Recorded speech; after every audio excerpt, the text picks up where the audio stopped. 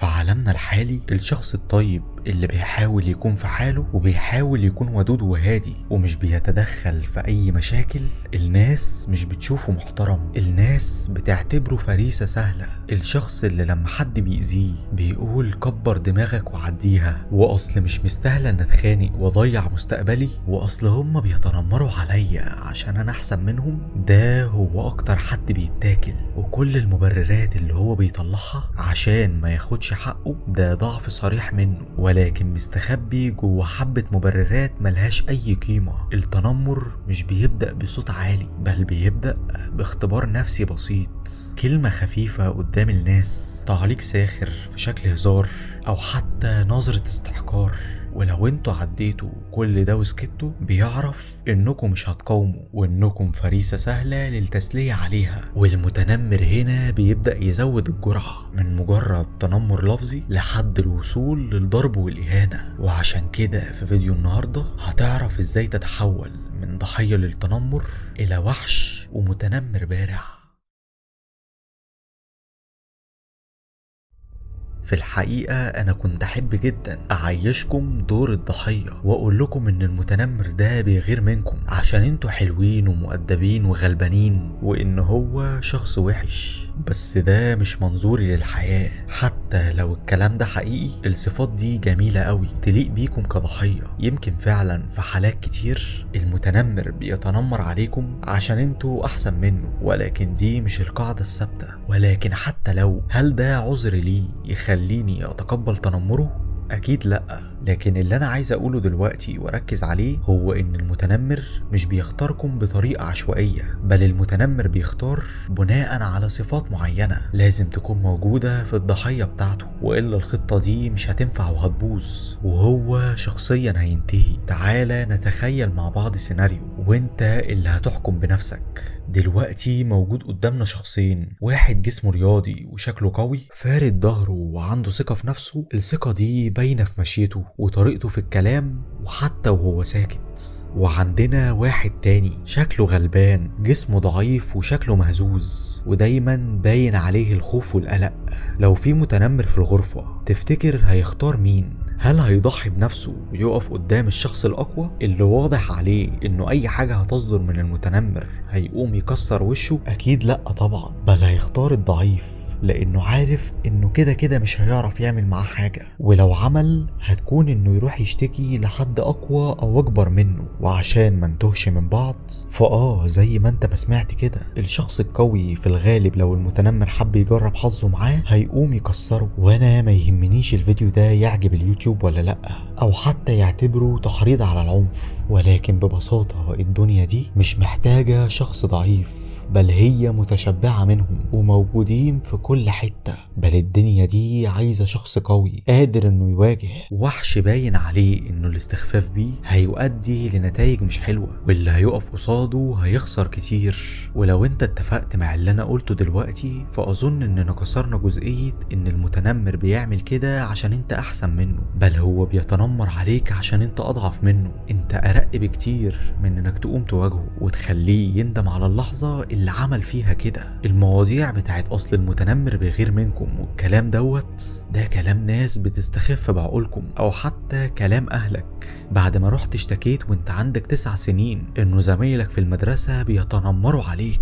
وكلام الاهل في كتير من الاحيان بيكبر ضحية، مش بيكبر وحش قادر انه يواكب الدنيا ومشاكلها. اهلك دايما بيفهموك انك لو محترم وماشي جنب الحيط ومش بتعمل مشاكل وبترضي الناس وبتساعد الكل، انت كده هتعيش مرتاح. وانت بتكبر مع الايام وبتلاقي انك محتاج تعمل عكس كل ده عشان توصل لاي حاجة. من اول المدرسة لحد سن وفاتك، في كل خطوة انت محتاج تبقى شرس، محتاج تبقى اقوى، وحش محدش يقدر ياخد منه اي حاجة ولا حتى يقرب من منطقة راحته. يمكن تستغرب ان لسه ما تكلمتش عن المتنمر نفسه وليه هو بيعمل كده معاك، بس كل ده ما يهمنيش دلوقتي. انا اللي يهمني هو انك تكون اقوى. المتنمر ده مريض نفسيا او عقليا او حتى غيران. تضييع وقتك في خلق اعذار او معرفة ليه الشخص بيعمل كده دي طاقة مهدرة. ولكن دلوقتي الافضل انك تطور من نفسك وتتحول لشخص اللعب معاه مش هيؤدي غير لخلق المتاعب.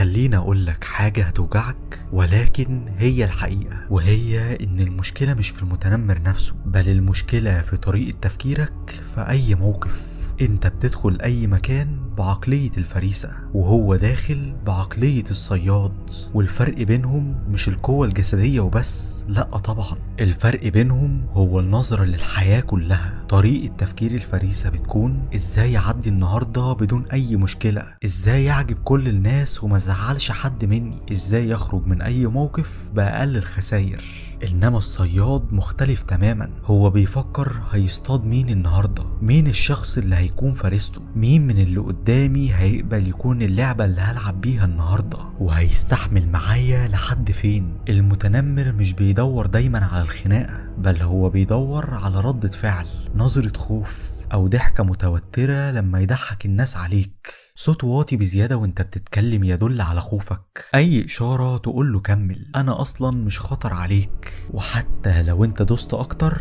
انا مش هعرف اعمل حاجة. التنمر عمره ما بيبدأ كتنمر صريح، بل بيبدأ باختبار بسيط، تعليق صغير على طريقتك، ولو عدى بيبدأ يزود اكتر، ولو سكت بيبدأ يتوحش اكتر واكتر لحد ما يوصل للإهانة قدام الناس.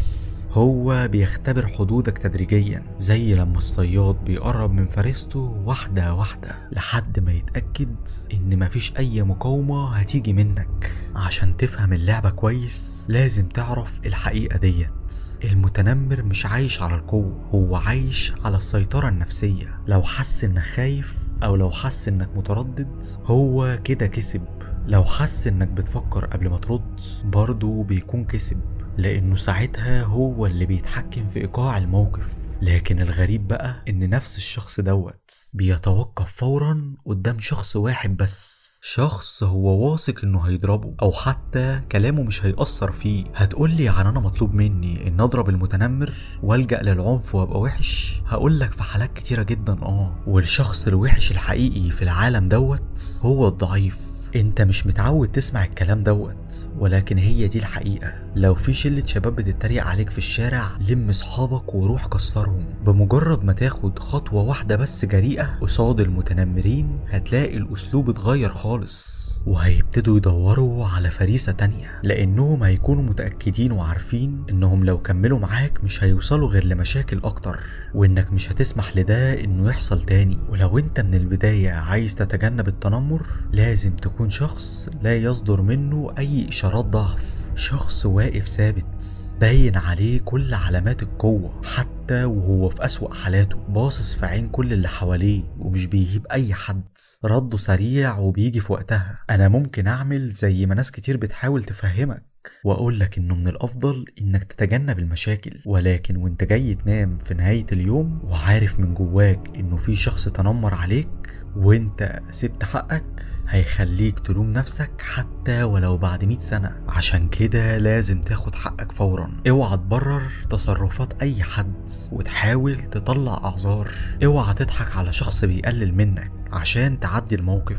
وساعتها بس عقل المتنمر بيحصل فيه حاجة غريبة، بيبدأ يحسب المخاطرة. الصياد الحقيقي مش بيهاجم حاجة ممكن تأذيه، لأنه عارف إنه الخسارة هتكون أكبر بكتير من المكافأة، فدايما بيختار الأسهل وبس. وعشان كده أول خطوة تخليك صياد هو إنك تبقى أقوى، وده مش كلام تحفيزي بل قوة حقيقية. اهتم بجسمك واهتم بعقلك وأفكارك ومعتقداتك اللي انت بتدخلها جوه دماغك، وأي أفكار سامة بتحاول تجبرك تكون ضعيف سواء من أهلك أو أي حد، خد الكلام وارميه في أقرب سلة زبالة. القوة بتبان من قبل ما تتكلم، في مشيتك وفي صوتك وفي ردود أفعالك، والأهم إنه حقك لازم يتاخد في وقتها، مش بعدها بساعة، مش بعد ما تروح البيت، ومش بعد ما تفكر في رد جامد يليق بالموقف. الرد متأخر هو اعتراف ضمني بالضعف. الوحش المتنمر بيرد لحظيا، رد قصير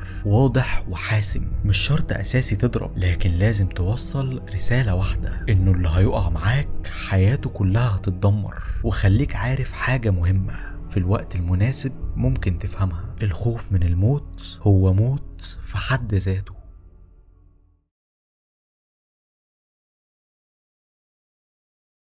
وفي اخر نقطة معانا حابب اقول لكم حاجة مهمة جدا، وهي ازاي تكونوا فوق التنمر، او بالمعنى الادق انتوا اصلا فوق البشر الساذجين والتافهين كلهم. قلت لكم ان المتنمر مش هتفرق هو بيعمل كده ليه، او تحليل نفسيته، او حتى رغبته، ولكن الحاجة الوحيدة اللي انا متأكد منها ان معظم المتنمرين هم اشخاص تافهين، شخص مضيع وقته في التنمر بسبب فشله، شخص قاعد لتقييم الناس انه ده جميل وانه ده لازم اتنمر عليه. عقليته فيها نوع من التصيد، وعقلية الصياد بتكون قوية وعنده فراسة وبيعرف يختبر الناس، وده اللي احنا هنقدر نتعلمه من شخصية المتنمر، ولكن هو بيضيعها في كلام فاضي. وعشان تكون انت بقى فوق كل دوت لازم تعمل اللي انا هقولك عليه، لازم تكون اصلا صعب التحدث معاك. اتكلمنا في دوت قبل كده في فيديو ازاي تتحول الى نرجسي، وهسيب لكم الرابط في الوصف. ولكن المهم انك لو فضلت بتخلي الناس تتكلم معاك عادي كده وزيك زي اي حد ممكن الناس تتكلم معاه وتهزر معاه، مع الوقت حتى لو اللي قدامك مش متنمر هيبتدي يستهزأ بيك، وده لانك اديته المساحة انه يعمل كده، من بداية انه عرف يوصلك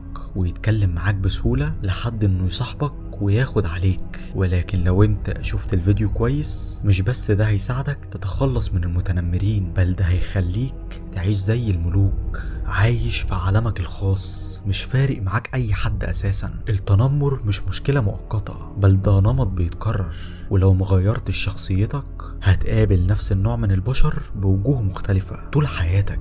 علشان كده الحل مش رد معين اديهولك وتمشي تقوله في كل المواقف، الحل انك تبقى شخص صعب التنمر عليه من الاساس. انت اصلا مش فارق معاك اي حد، كل الناس بالنسبة لك مجرد هوا، انت في حتة لوحدك شايف نفسك ومحدش بيأثر عليك، انت عارف من جواك قيمة نفسك. كلام الناس هو عبارة عن كلام، وهم نفسهم هيكونوا عارفين انه كلامهم غير مهم بالنسبة لك، وانك مش مكترث نهائيا، وده هيخليهم يروحوا يشوفوا فريسة تانية بعقلية هشة. ولو انت بنت ففي كلام كتير موجود في الفيديو دوت اكيد فادك، ولكن الافادة الحقيقية في التعامل مع التنمر كبنت هو انك تهتم بنفسك، عيش الحياة زي ما انت عايزاها، اهتم بعقليتك وشكلك وأناقتك، وده يمكن هيخلي المتنمرين يتضايقوا اكتر ويزودوا. ولكن انت بعد الفيديو ده هتكوني شخصية تانية اساسا، وساعتها مش بس هيملوا مع الوقت، بل دول هيحسوا ان تنمرهم بيخليكوا اقوى وهم لسه واقفين مكانهم. وفي كل مرة انا بفكركم الحياة مش عادلة على الاطلاق، الطيبة مش دايما بتكسب زي الافلام، والاخلاق والمبادئ والكلام الفارغ ده كله حاجات نسبية ومش بتحمي اي حد. اللي بيسيب حقه مرة بيسيبه تاني وتالت. ومحاولة انك تكون نضيف وصاحب مبدأ في عالم كله بيضحك فيه على بعض وبيتلاعبوا ببعض، انت بتحكم على نفسك انك تفضل ضحية وفاشل طول حياتك.